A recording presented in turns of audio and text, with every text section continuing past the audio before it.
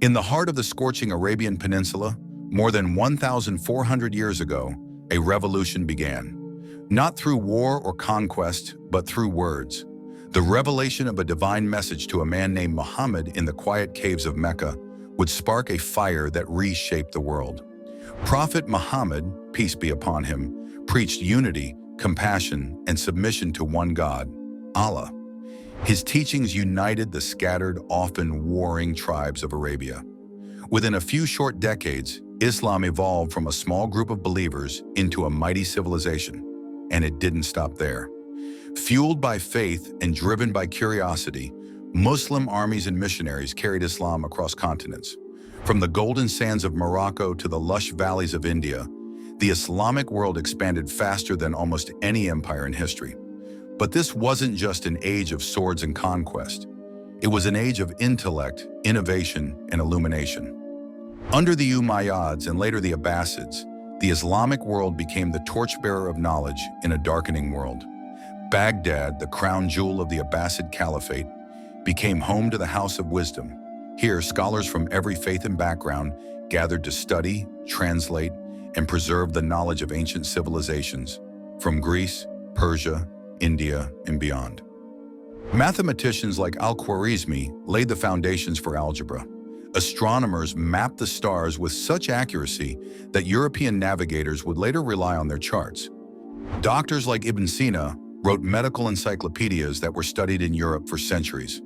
And it wasn't just Baghdad. From Cairo to Cordoba, from Samarkand to Timbuktu, the Islamic world lit up with libraries, universities, observatories, and marketplaces bursting with knowledge and culture. The art and architecture of Islamic civilization were unlike anything the world had seen. Grand mosques, intricate arabesques, and poetic calligraphy spoke not just of beauty, but of harmony, order, and divine inspiration.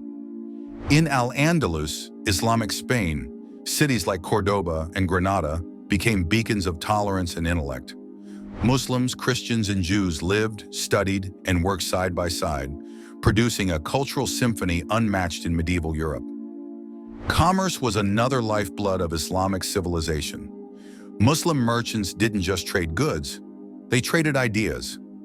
Across the Silk Road and into China, through the Sahara and into West Africa, and across the seas into Southeast Asia, Islam spread peacefully through merchants who brought not just spices and textiles, but mathematics, astronomy, and ethics. As time passed, the unified caliphate gave way to powerful regional empires. The Ottomans in Turkey, the Safavids in Persia, and the Mughals in India all carried the torch of Islamic legacy in their own unique ways. The Ottomans built one of the longest-lasting empires in history, ruling over diverse peoples and cultures for more than 6 centuries. The Safavids gave Iran its unique Shia identity. And the Mughals?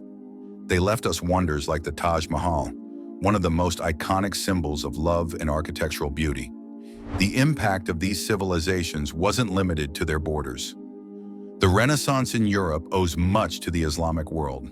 Much of the ancient knowledge that sparked Europe's rebirth was preserved, enhanced, and passed on by Muslim scholars. Today, the legacy of Islamic civilization is all around us.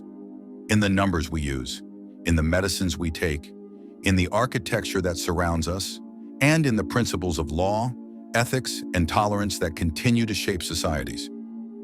But beyond the contributions to science and art lies a deeper legacy, the legacy of coexistence, a reminder that when faith meets reason and when cultures connect instead of collide, humanity advances. In a world often divided by differences, the story of Islamic civilization reminds us that greatness comes not from domination, but from dialogue, not from isolation, but from curiosity, not from destruction, but from creation. And that is the legacy of a civilization that once lit up the world.